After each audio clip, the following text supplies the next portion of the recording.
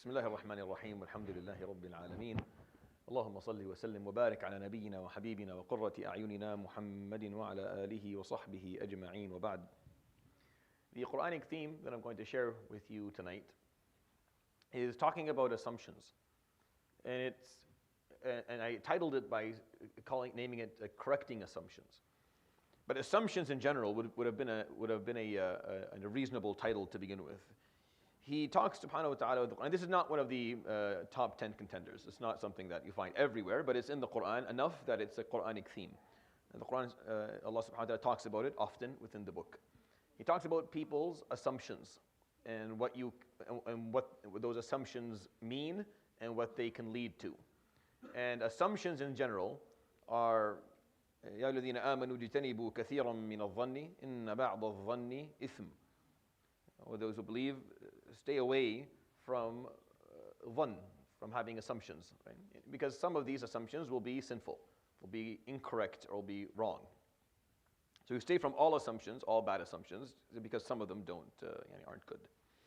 And in dhann, having assumptions in people, the question that a lot of scholars ask, and I think it's a reasonable one to ask, and I was hoping to cover this in the post-Fajr Tazkiyah sessions on weekdays, but I don't think I'm going to be able to fit it in anywhere.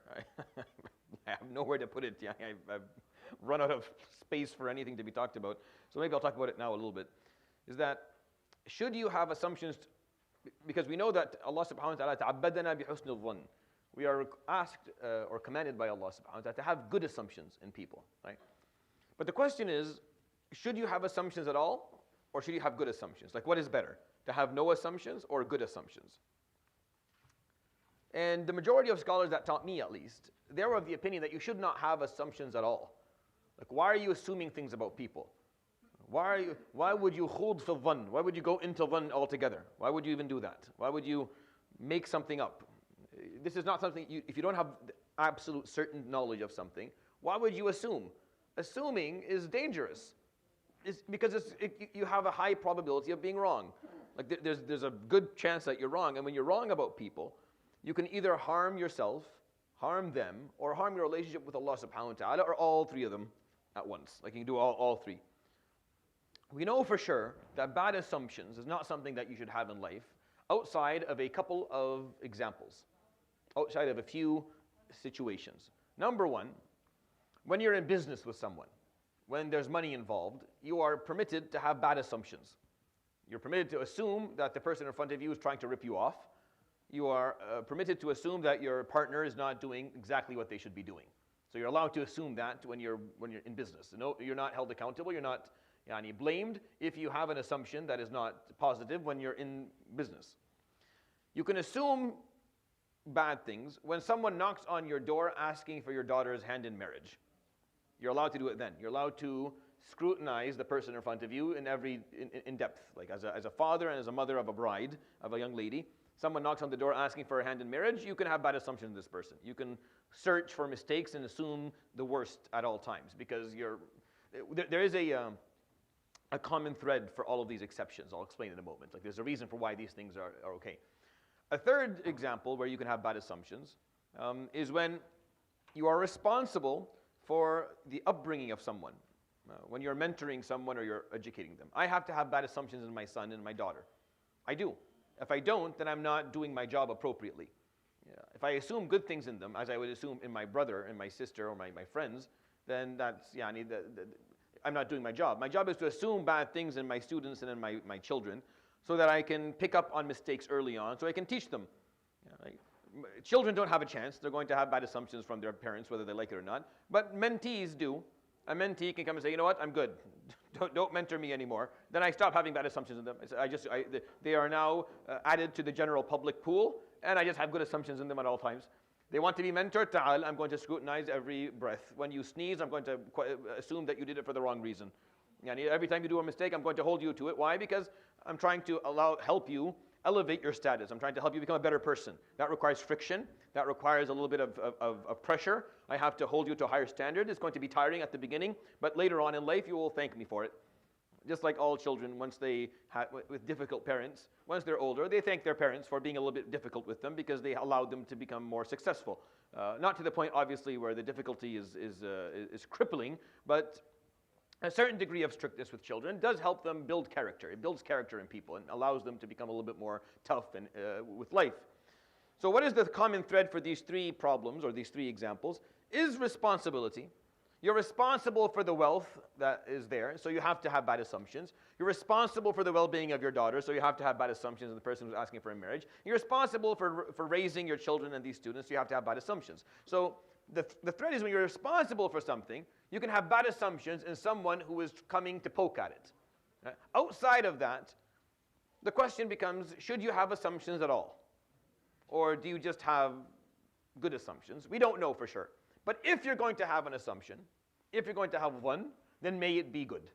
May it be khair, outside of the examples that I gave you. Does that make sense?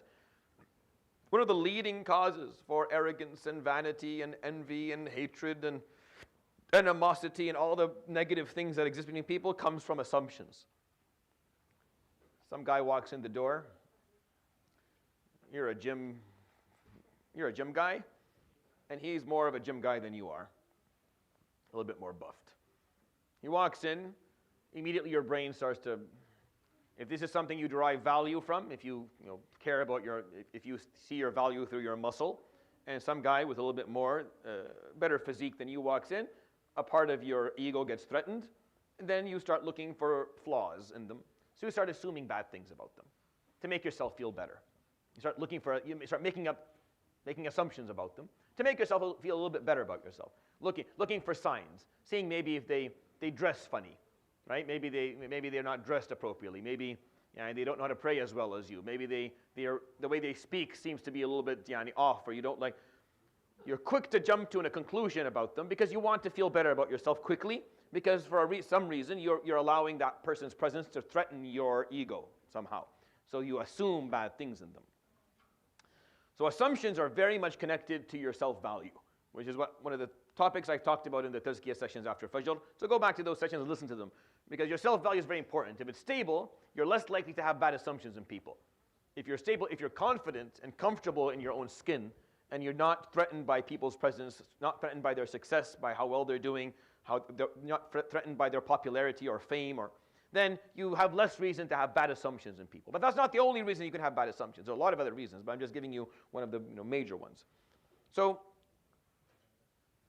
the Quran points out bad assumptions and their consequences, and the Quran corrects assumptions, and you find it all scattered, sprinkled all throughout the holy book, all throughout the Quran, as a way for us to kind of change the way we see people. Don't fill in the blanks, ya akhi, about others. You don't know anything about them. And don't fill in the blanks. Don't say, well, he must be this, or they must not have been raised properly, or they must be this, or they must be mean, or they must be arrogant. You don't know anything about them. Don't break a person down into a couple of words. You don't like people doing that about you. You're not okay with that. You're not okay walking into a meeting, first time there, and then someone assuming that you're this or assuming that you're that. It hurts you. Like, no, I'm a human being. Wallah, I'm good. I'm nice. Okay, maybe I came off the wrong way. Maybe I was excited. Maybe I was nervous. Maybe I didn't say it the right way. But don't break me down, all of my dreams and my ambitions and my fears and my hopes and my past and my present and my future and my family, and break it down to 3 or 4 words of he's like this or he's like that. No one wants to feel that way. So don't do it to others, because you don't want others doing it to you. And it's not a healthy thing to do in general. And the Quran corrects assumptions, and I find it to be an important theme for us to kind of take some time and think about. The first verse that I'm going to talk to you about, that I'm going to recite in the first set of rak'at. Oh, it doesn't matter. Ayah number 47 in Surat Al-Mu'minun. We'll hear them in the first 4 rak'at, inshallah, recited tonight by our qari. Very good. قول الله تعالى فقالوا أنؤمن لبشرين مثلنا وقومهما لنا عابدون. These are the words of Fir'aun and Haman. In a longer passage that talks about the story of Musa alayhi salam, when he goes and he calls Fir'aun and calls Haman to Allah subhanahu wa ta'ala. One of the reasons that Fir'aun uses, and Haman, the reason that they use not to accept this da'wah is this statement that they put there. They said, أَنُؤْمِنُ لِبَشَرَيْنِ مِثْلِنَا. We're expected to accept this claim that he is making and believe in what they're teaching us and what they're bringing to us. وَقَوْمُهُمَا لَنَا عَابِدُونَ. And their tribe, their whole race of people worship us. They are enslaved with us. We've enslaved them and they worship us.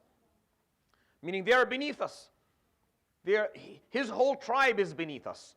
How am I supposed to take anything from this person whom he and his tribe are all slaves to me? They all worship me. I'm supposed to learn something from them. He made an assumption that because they are enslaved, no good can come from them. No knowledge could come from them. Nothing that would benefit him can come from them. This is one of the biggest losses of opportunity in your life, is when you assume that the person in front of you has nothing to offer you, that they are not knowledgeable enough, or they don't have enough experience, or they don't have the ability to add anything to you. You miss out on the opportunity of benefiting from what they have. Every person in this life, not in this room, every person in your life has a unique set of skills and a unique experience, and has something to offer you, like some piece of knowledge, some piece of wisdom that you would not have had you not listened to them. Even children, especially actually children, because they're still functioning on a level of purity that you and I lost a long time ago. So every once in a while they'll spit a truth out that actually kind of resonates with us. And like, oh, I forgot that's how we're supposed to kind of remember things. Fir'aun and Haman, one of their main problems for them is that. First of all, we're going to accept guidance from people who are just like us, people. And not only are they like us, but their whole race is actually inferior to our race. So they're assuming that they're inferior, and they're assuming that because they're like that they cannot benefit from them at all. And that was the barrier that they put between themselves and between the Torah, and between the teachings of Musa alayhi salam. This was one of the main problems. فَكَذَّبُوهُمَا, and they refused their teachings. فَكَانُوا مِنَ الْمُهْلَكِينَ, and then they were punished and they were demolished. They were destroyed. Watch out in life from this pitfall. From this pitfall of looking at someone and assuming, what does this person know? What do they know? They know nothing. What education do they have? They don't have anything. So you're beyond taking advice from them. You're beyond listening to their concerns or listening to their point that they want to make. You lose when you do this. This is the point that I'm taking from this story. Who lost? Not Musa alayhi salam. Fir'aun lost. Not Musa or his people. Musa and his people, who were assumed by Fir'aun to be inferior, they didn't lose anything. It's Fir'aun and those who made this assumption that lost everything. You lose when you assume that about others. When you assume that you are beyond benefiting from them or learning from them or taking something from them, whomever they may be, and whatever skill set they may have, and however you be careful of making assumptions about people when you're offered something. When you're in that, this is where the ego plays in. Like, I'm not going to listen to him. He's in Bani Israel. They've been worshipping us for hundreds of years. Why would I listen to this guy? What does he have? What is he going to offer me? I'm Fir'aun. I'm the head of state. I am a demigod. People worship me. I'm going to listen to Musa, who comes from a background of slavery. I'm not going to listen to him. Who lost is my point here. It's not Musa. He lost.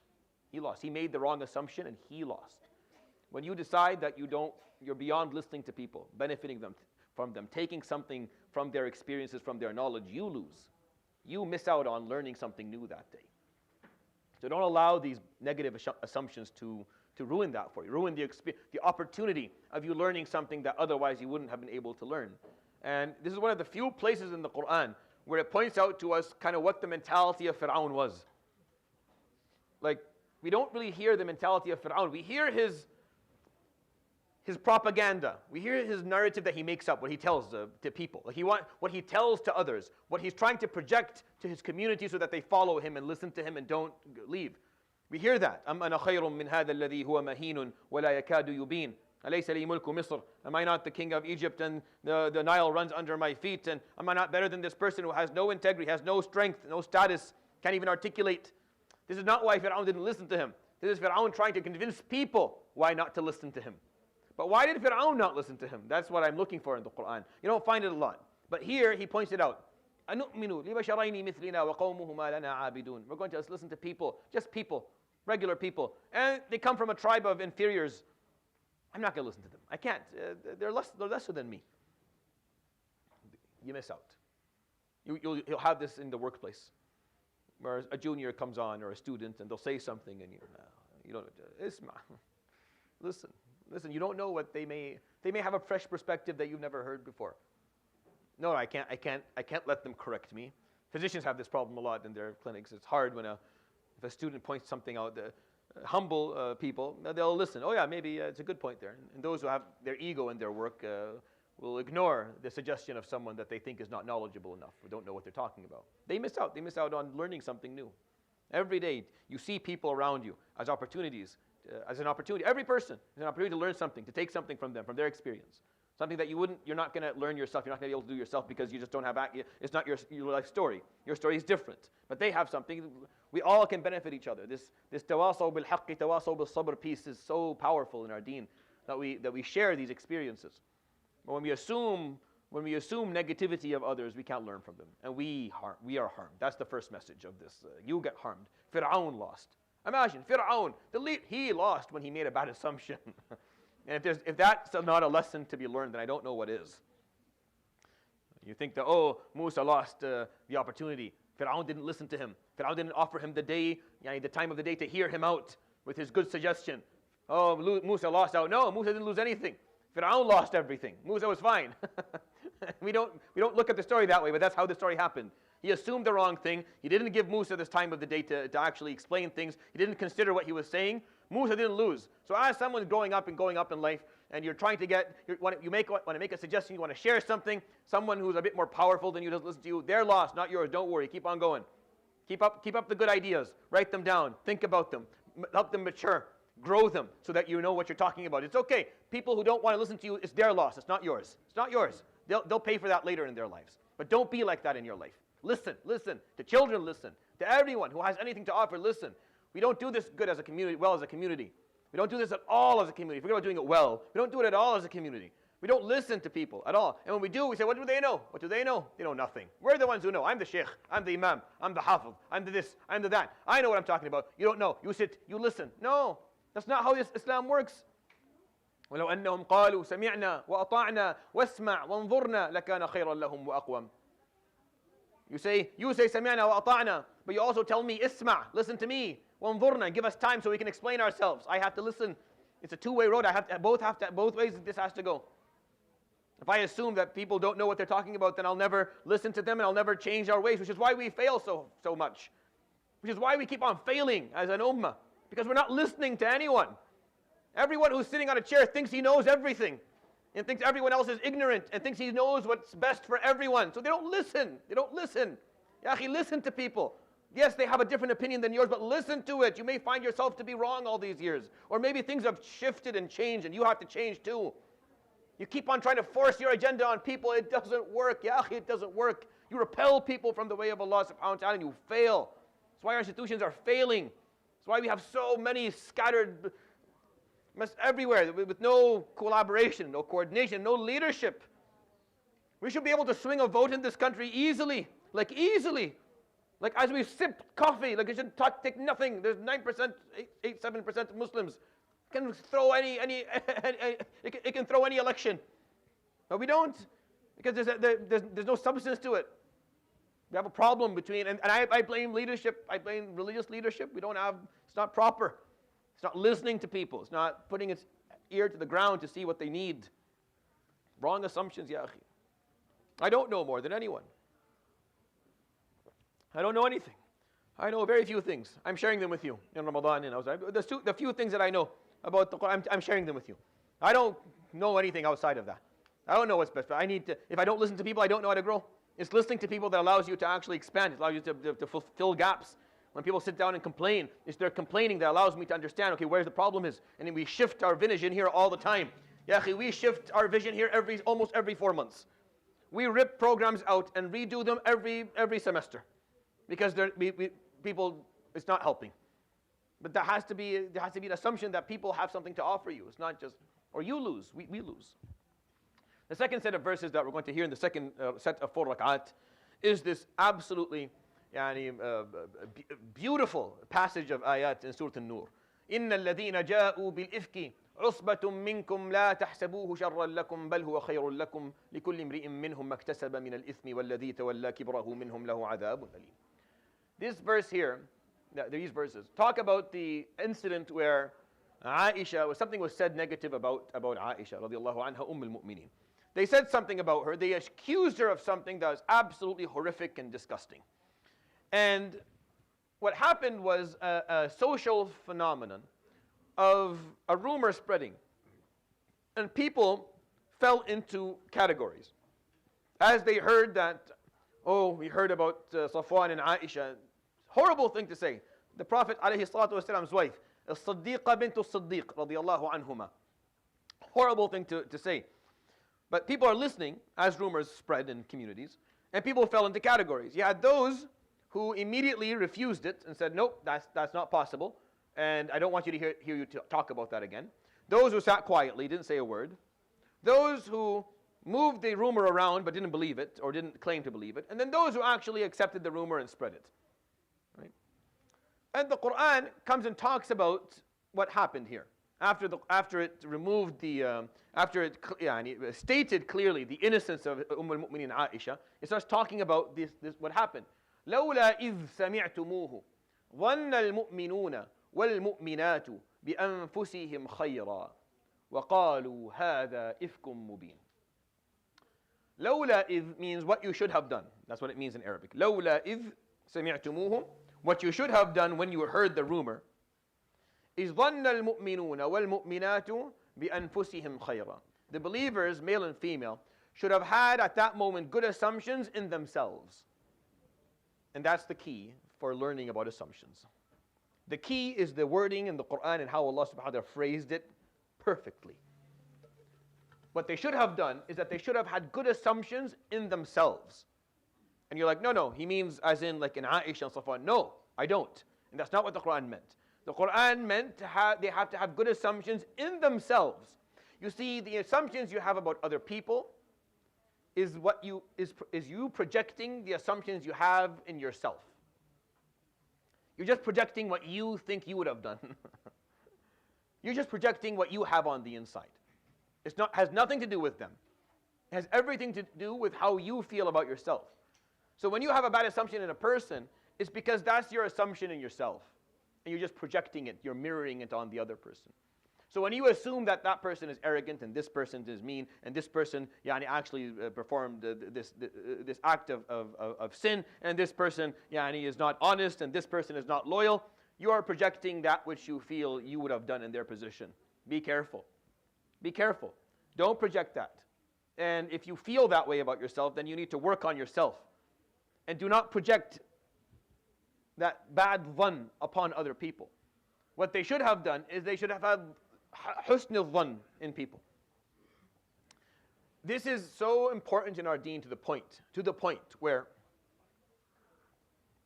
if you see a Muslim, walking down the street, not maintaining their balance with a bottle of rum in their hand, you would assume that they're tripping and they took that bottle to throw it in the garbage. If you were to smell alcohol on their breath, you would assume that this is medical alcohol or a perfume that they're wearing. You make an assumption. Unless one of three things. I've already talked to you about the three things. Unless it's your child. If you do that and it's your child, you're a bad father. You're a bad father. If you do that to your child, you're a bad father. Wallah, if your son looks, if he twitches funny, you have to assume the worst. Immediately. It's your job. You're the father. What are you there for? Your job is to take care of this person, to help them grow up to become decent and reasonable human beings. So you have to assume bad things. You assume bad things. If your partner in business is walking drunk, then you assume the worst because that person is responsible for your wealth. It can starve your family. If someone who knocked on your door asking for your daughter in marriage is walking like that, you're going to assume that they're drunk. Well, if you see them walking by a pub, you may not offer your daughter's hand in marriage to them. And you wouldn't be blamed because you have to have bad assumptions. You're responsible. But when you're not responsible for the person, they're just someone. They're just a regular human being that live around you. Islam asks you, it commands you to assume the best in them. Even if you have signs and symptoms that it's obvious. I don't care how obvious it is. You assume the best. They heard about Aisha and Safwan. Two good Muslims. They should have had good assumptions. ظن المؤمنون والمؤمنات بأنفسهم خيرا. They should have had good assumptions in themselves. وقالوا هذا إفك مبين. They should have said, this is a clear lie. This is clearly made up. We don't accept any of this. ولولا, read those verses. لولا جاءوا عليه بأربعة شهداء فإذ لم يأتوا بالشهداء فأولئك عند الله هم الكاذبون. They should have brought 4 witnesses. For you to talk about someone's ird, about their integrity, and use the word zina, then show me the 4 witnesses who saw it in a public space. If you had to remove a curtain to see it, then you are going to الحد في ظهرك. If you removed a curtain to see it and then you go tell the judge lashes you. Why did you remove a curtain? That doesn't account. It has to be in a public space. What's happening has to happen publicly.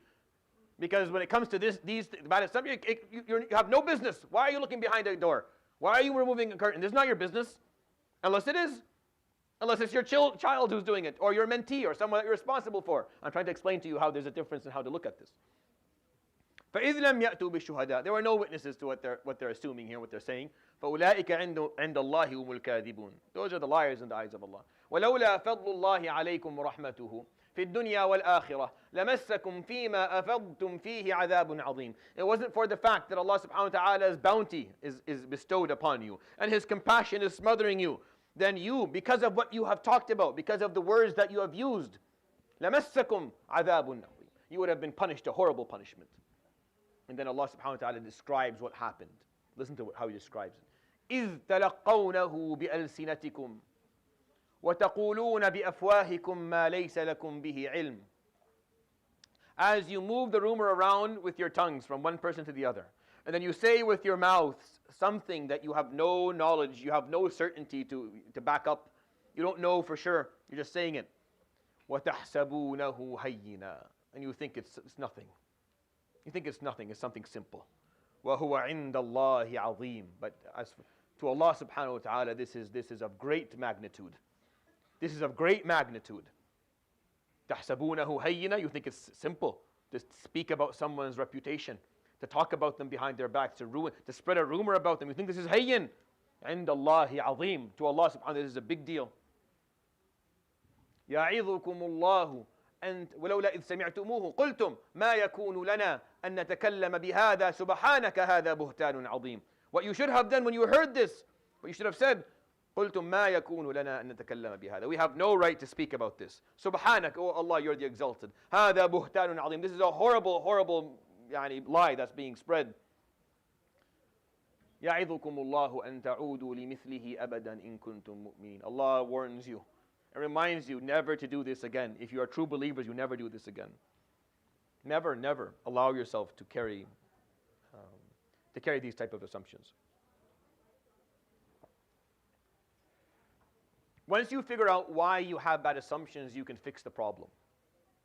Once you figure out why you're having bad assumptions, you can go and correct the problem and you won't have bad assumptions. But until you do, until you are able to correct the underlying reason for bad assumptions, in the meantime, every time a bad assumption jumps out at you, you must put it away. You must turn it off. You have to remove it from your mind.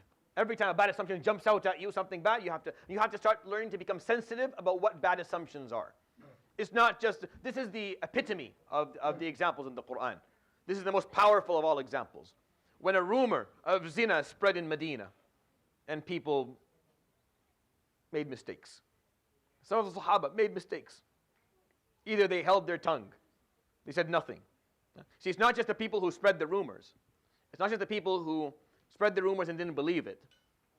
It's also the people who said nothing. It's also the people who said nothing. They are at fault as well. Why do you say nothing? What you should have done is ظَنَّ الْمُؤْمِنُونَ وَالْمُؤْمِنَاتُ بِأَنفُسِهِمْ خَيْرًا. The believers should have had good assumptions in themselves. And they should have said, no, they would not have done this. The example we have of this, and I'll end with the story, is the example of Abu Ayyub and Ayyub al-Ansariyan radiyallahu anhuma. Abu Ayyub al-Ansari, the beautiful Sahabi whom the Prophet ﷺ lived in his house for a while. And Khalid ibn Zayd. And Abu Ayyub was going to, is a Sahabi who was with the Prophet ﷺ through all of the battles and outlived the Prophet ﷺ by a number of generations and was martyred finally in Istanbul. That's how far he made it with the Futuhat. And you can go to his masjid in Turkey, Masjid Abu Ayyub al-Ansari radiyallahu anhu ardah. A lovely gentleman. Abu Ayyub, once the rumor came to the attention of himself and his wife, they looked at each other. And Abu Ayyub and you were talking about it. So Ayyub said, Abu Ayyub said, do you think she did it? She didn't answer. فقالت ألو كنت مكانها أكنت فعلتِ? If you were in her position, would you have done this mistake? فقالت لا والله, inshallah I wouldn't have done it. فقالت فعائشة خير منك. Aisha is better than you, so you should have a good assumption. So she said, وأنت ما ترى في صفوان? What about Safwan? He didn't say anything. فقال لو كنت مكانه أكنت فعلت مثله? If you ما يقولون, if you were in his position, would you have done that which they say he did? فقال لا والله, inshallah I wouldn't have done it. فقالت فصفوان خير منك. Safwan is better than you. فقال نعم. اللهم نعم. Correct. And that's how I look at it. Would you have done this? Maybe I would have. But at least I look at the other person and say, but they probably didn't. They're probably better. They probably wouldn't have done this. That's what Allah subhanahu wa ta'ala has asked you to do as His servant. You worship Allah subhanahu wa ta'ala through having good assumptions in other people. Project the good assumptions that you have about yourself upon others. Project the good assumptions that you have about yourself upon others. And if you don't have good assumptions about yourself, go fix that. And then project good assumptions upon others anyways. Because if you don't, then this is what happens. You hurt the heart of Muhammad alayhi salatu wasalam. That's what happened. You break his heart alayhi salatu wasalam. He walks for a month listening to people talk about his wife. It makes him sick to his stomach. It puts Aisha in bed in illness. Safwan leaves the city because this is absolutely horrific. And then the Quran comes and explains, إِنَّ الَّذِينَ جَاءُوا بِالْإِفْكِ, those who made this lie up, عُصْبَةٌ مِّنكُمْ, they're a gang amongst you, gangsters. They're hooligans. They're لا تحسبوه شرا لكم. This is not a bad example. This is not something evil for you. بل هو خير لكم. Inshallah, it's a good thing that happened. Why? Because you're all going to learn. You're going to learn that next time this happens, ظن المؤمنون والمؤمنات بأنفسهم خيرا. Next time this happens, قلتم ما يكون لنا أن نتكلم بهذا. This is not appropriate for us to speak about something like this. سبحانك يا رب. Exalted you are. We don't speak about this. هذا بهتان. This is horrible. This is a horrible lie people are making up. I don't have any evidence for it. I'm not accepting it. Why? Because the people who don't like the mushrikeen, what do they want? أن تشيع الفاحشة في الذين آمنوا. They want fahisha to spread. People who have bad assumptions, they want evil to spread. Because it underburdens them. Like it lessens the burden upon them. Because they're doing wrong things. They want everyone to do wrong things. So that they don't stand out as the one person who's doing the wrong thing. They want everyone else to do it. So they want fahisha to spread amongst people. That way, they get lost amongst the fawahish. They get lost amongst the bad things. Bad assumptions come from a heart that is diseased. Be careful. A pure heart has good assumptions in people, outside of those whom they are responsible for. And that's the message of the second set of verses. The third ayah that I'm going to share with you, that's going to be recited in the last 4 rak'at tonight, is at the end of Surah Al-Noor, where Allah subhanahu wa ta'ala says, إِنَّمَا الْمُؤْمِنُونَ الَّذِينَ آمَنُوا بِاللَّهِ وَرَسُولِهِ وَإِذَا كَانُوا مَعَهُ عَلَى أَمْرٍ جَامِعٍ لَمْ يَذْهَبُوا حَتَّى يَسْتَأْذِنُوهُ إن الذين يستأذنونك أولئك الذين يؤمنون بالله ورسوله فإذا استأذنوك لبعض شأنهم فأذن لمن شئت منهم واستغفر لهم الله إن الله غفور رحيم. So the ayah talks about a specific, not an incident, but a series of incidents and things that happen often, where the Prophet ﷺ would gather the Sahaba for something. And Allah starts the ayah by saying, exclusively the believers are the ones who believe in Allah and His Prophet. And if they are with the Prophet ﷺ, إِذَا كَانُوا مَعَهُ عَلَى أَمْرٍ جَامِعٍ, they're with him on a public event where they're required to be there, where the majority of people should be there. لَمْ يَذْهَبُوا حَتَّى يَسْتَأْذِنُوا. They didn't leave until they sought permission from the Prophet ﷺ. And then the ayah says, indeed the people who seek permission from you are the ones who believe in Allah and the hereafter, and His Prophet.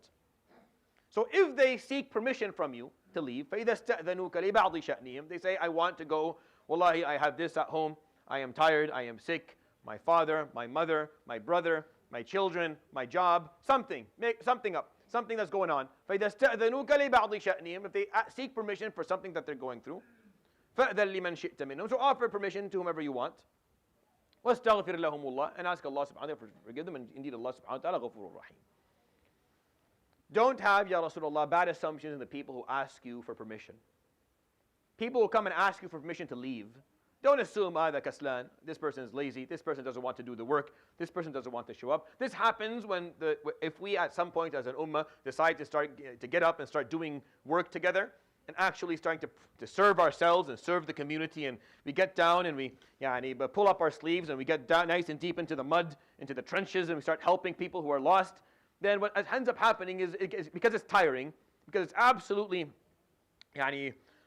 it's fatiguing beyond description. It's very, very, it can break you sometimes. It's very difficult. Now, when that happens, what you end up doing is you look up and say, well, where's Fulan? Why isn't Fulan here with us? I'm tired. Because you're tired, you start looking, where's Fulan? Why is he not helping? Well, Fulan didn't show up today. Couldn't show up today. So you start having what? Bad assumptions. Fulan hasn't showed up for a week. Hasn't showed up for a month. Hasn't helped in a year. Has not been a part of this for Allahu Alam. And you have bad assumptions. No, don't have bad assumptions. Don't assume bad things in people. You don't know what their story is. You don't know what they're going through. Don't have the bad assumption. If you're going to do the work for the sake of Allah subhanahu wa ta'ala, do it. Do it, but don't waste your time looking who's not showing up and assuming bad things in them. This is the most difficult piece of all. I am this close to losing my cool on that one. I'm this close to losing my cool on that one. Of wondering where everyone is. Where is everybody? Why is it that we are doing the work of 5,000 people? Why is it that 10 or 15 are working day and night, and where's everyone else? It's very hard to continue to say, nope, everyone has good excuses, and we keep on working. It's not fun, and it's not easy. And maybe as an imam, it's kind of my responsibility to point that out to everyone. Maybe, I don't know. I have to figure it out because I don't have heart clarity on it. Like I still need to clarity, because like I told you, when you're responsible, you can have bad assumptions. Yeah? When you're responsible, you have to have bad assumptions and why people aren't there. That's why he's being told, alayhi salatu wasalam, don't have bad assumptions. Even though sallallahu alayhi wasallam is responsible for all of them. But he's told, don't have bad assumptions, leave them. Because if there's no point in doing that. You're not going to benefit from it. That's why after the Battle of Tabuk, for example, and all the other battles, he would come back, alayhi salatu wasalam, sit in the masjid, and then one by one they would come up to him, alayhi salatu wasalam, to tell him, Ya Rasulullah, we didn't go because I broke my arm. Ya Rasulullah, I didn't have any money. I had a stomachache that morning. Whatever. They give an excuse. He doesn't know who's honest and who's not. So he would just, Ya Rabbi yaghfir lahu. He would make dua for them that Allah subhanahu wa ta'ala forgives them. Yalla go, khalas, you're forgiven. I forgave you. I'm not going to hold you accountable. And may Allah forgive you. That's it. Now, whether they get forgiven Yawm al-Qiyamah or not is up to Allah. Allah knows the details. That's why the Quran in Surah At-Tawbah, istaghfir lahum, aw la tastaghfir lahum, in tastaghfir lahum 70 marratan, falan yaghfir Allahu lahum. You can make istighfar for them. You can choose not to make istighfar for them. You can make it 70 times for them. Allah won't forgive them because they're lying to you. But he doesn't know that, alayhi salatu wasalam. And because he doesn't know that, he doesn't say anything. He allows for it. Because the asl, the origin of it all, is to have good assumptions in people. Is to have good assumptions that they're not showing up, and they're not helping, and they're not contributing, and they're not participating, and they're not carrying their weight. They're not carrying their weight within this ummah, within this community. You assume good things. They probably have a good reason. They're probably struggling. They're probably, they have their share of problems, and it's hard for them to do that. So that's our job, wallahu a'lam, as far as I can tell. I have not been able to allow myself to see it in through the other lens yet. But then you're stuck with that. Are you carrying your weight? When you're asking for permission, are you asking for permission not to show up? And when you are, do you have good reason for it, or are you just not showing up? Because if you aren't, even though maybe no one's holding you accountable here in dunya, no one's saying, wallah, you're not doing your part, Yawm al-Qiyamah, you will. May Allah subhanahu wa ta'ala grant us qabul with what we do. And may Allah forgive us for our shortcomings and our lack of commitment. Allahumma ameen. But this is what this ayah and this surah is establishing with the Prophet alayhi salatu wasalam. That those who come and actually ask you for permission, those are believers. Offer them permission. It's the people who don't even care to ask. It's the people who wouldn't show up with him alayhi salatu wasalam at all, hoping that he wouldn't notice. The interesting piece is he noticed everybody alayhi salatu wasalam. He would notice on any battle, he would ask, where's Abu Fulan? Where is Fulan? He would ask about them all, one by one. And he would ask where they are. Because he knew who didn't show up. He noticed, alayhi salatu wasalam. He knew his congregation, he noticed who showed up and who didn't. They thought that didn't matter. There's like 1,000 people. If I don't show up, who's going to care? Oh, it matters. Because you matter. You matter on both sides. You matter when you help and you do well. You matter in the eyes of Allah subhanahu wa ta'ala. And when you choose not to, you matter as well. Islam is big on you understanding your significance. You are significant as an individual. You have a role to play. Your role is valuable when you play it, and you are accountable for it when you don't. So remember that. And as for all of us, have good assumptions. Have good assumptions so you can learn and benefit from people. Have good assumptions so you don't harm other people. Have good assumptions when you do your work, and don't waste your time assuming bad things about those people who aren't showing up. You don't know what's going on with them.